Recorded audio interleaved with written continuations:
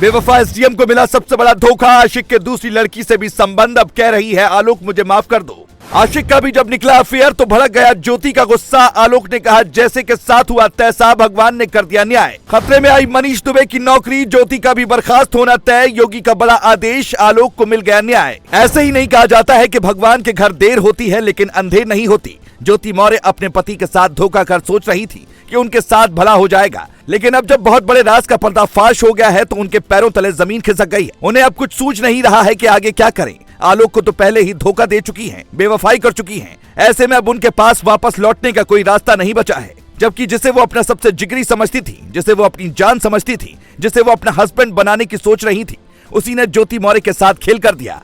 ज्योति मौर्य और आलोक की शादी 2010 में हुई थी। तब आलोक को यही लग रहा था कि उनकी जिंदगी शान से गुजर जाएगी, क्योंकि उनकी बीवी उन्हें काफी ज्यादा समझती है। आलोक और ज्योति के बीच शादी के बाद रिश्ते भी बहुत अच्छे थे। ज्योति ने पढ़ाई के लिए आलोक को मनाया था। तब आलोक अपने घर वालों से लड़ गए थे और ज्योति की पढ़ाई का खर्चा अपनी कम तनख्वाह में भी उठा रहे थे। आलोक मौर्य ने ज्योति के पीछे अपनी पूरी जिंदगी लगा दी थी ताकि किसी भी सूरत में वो अधिकारी बन पाए और उनका नाम रोशन हो सके। आलोक का सपना भी पूरा हो गया और ज्योति मौर्य एसडीएम बन गई। लेकिन उनके एसडीएम बनने के बाद आलोक के अच्छे दिन शुरू होने की बजाय बुरे दिन शुरू हो गए। आलोक के मुताबिक नौकरी लगने के बाद धीरे धीरे उन्हें ज्योति ने साइडलाइन करना शुरू कर दिया और गैर मर्दों के साथ बातचीत करनी शुरू कर दी।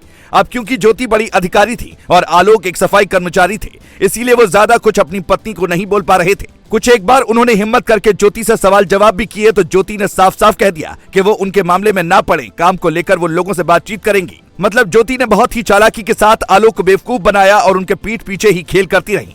लेकिन उनके खेल के बारे में 2020 में आलोक को पता चल गया। आलोक ने आरोप लगाया कि 2020 से ही वो मनीष दुबे नाम के कमांडेंट से बातचीत कर रही थी। दोनों के बीच प्यार मोहब्बत वाली बातें व्हाट्सएप पर हो रही थी। यानी 2020 के बाद ज्योति मौर्य ने धीरे धीरे ही सही आलोक के साथ बेवफाई करनी शुरू कर दी।